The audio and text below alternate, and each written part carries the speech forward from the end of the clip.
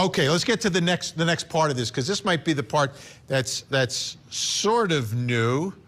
An unspent .40 caliber round between the bodies of victim 1 and victim 2 was forensically determined to have been cycled through Richard Allen's Sig Sauer model P226. Give us some more context about everything we know about this unspent .40 caliber round. Do we know exactly what that means, unspent? Were these children shot? It actually basically means that the round was ejected from the gun, so the bullet was not shot. They still are not publicly saying how Libby and Abby died, and that's not in this affidavit.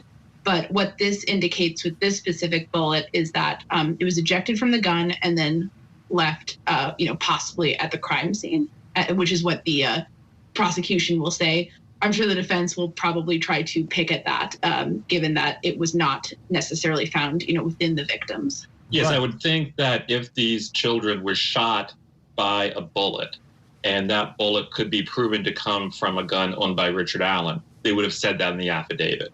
And they did not say that. They just said there was a shell that was ejected lying between the two bodies, and that they believe it can be traced to his gun.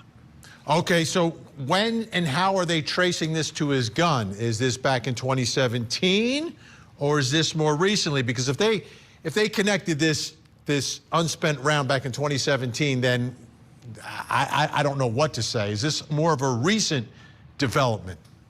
Yeah, it's more of a recent development. Basically, when they searched his house in October, they were able to sort of, take his gun and test it.